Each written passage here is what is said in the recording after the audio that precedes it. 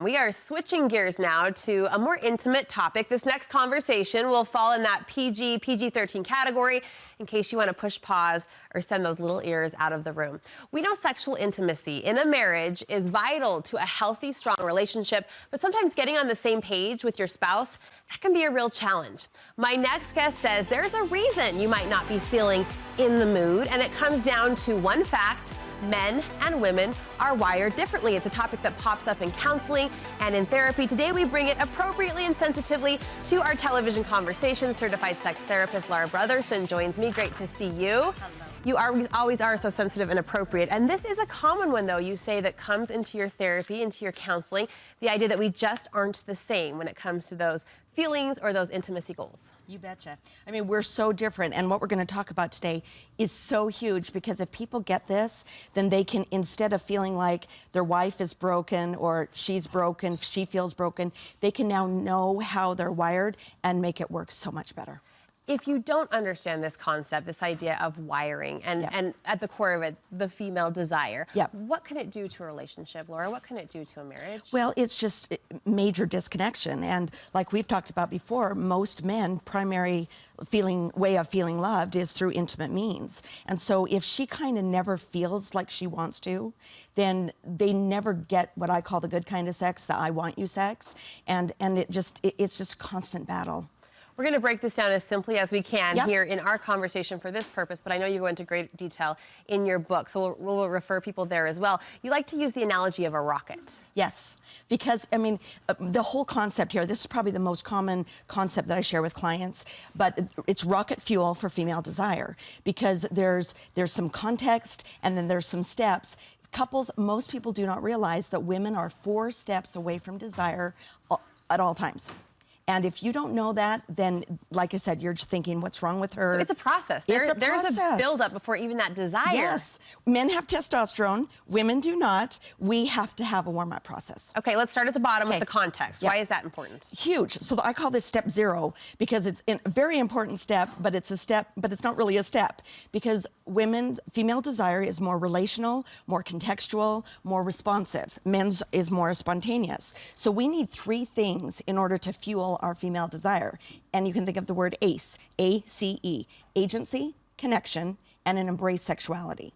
So if a woman doesn't really feel like she can choose, kind of like I hear a lot, like my husband's like a grumpy bear for 3 days if I ever say no, then she really can't choose. That's the agency. That's the agency. And when she can't choose, then it's constantly kind of a form of duty sex or charity sex, none of the I want you sex. Not the connective. So and this is the part the man plays, and he's got to work on that part of giving her agency. Okay, C is for connection. If there is, that emotional intimacy is our testosterone. If there is not that warm connection outside the bedroom, then we have a lot harder time deciding we want to. Okay. Number 3, E, is embrace sexuality. So a husband can be perfect and everything going great, but if a woman never really develops and embraces her sexuality, then she's going to have a hard time genuinely and enthusiastically wanting to. All right. So there's your context. That's the context. Take us to step 1. Step 1.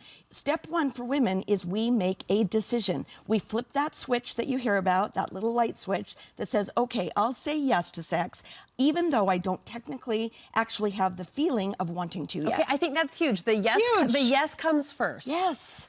It's a mental switch. And so if a husband, what I hear a lot is if a husband is sitting there thinking, being frustrated that his wife never seems like she wants to and can't be patient with our wiring, then they're constantly frustrated. Okay. Versus a husband that's like, if she says yes, I'll take it and I'll warm her up to it. Got it. And I see the power of the understanding in both sides. Like women, I think the initial assessment would be like, am I feeling it? Am I not? But you're saying commit first, and then that moves us to step 2, which is what?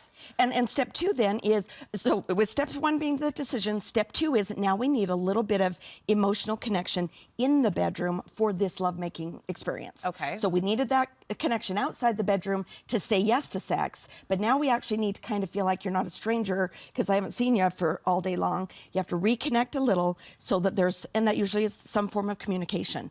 How are you doing? What's going on with your day? Reconnect emotionally. All right. Okay? Step 3. Step 3. Now we had emotional foreplay, emotional intimacy. Now we need some physical foreplay, physical intimacy.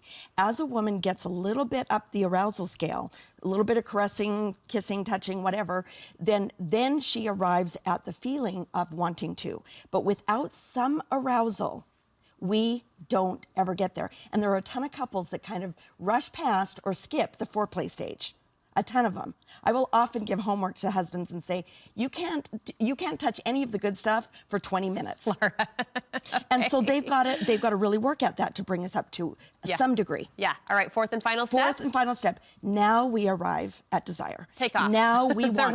Now we want off. to. But it's just a want to. But look at that steps. There was a series of steps before that desire ever kicks in. Yeah. So for the woman out there who might be saying, it's one thing for him to say, I want it.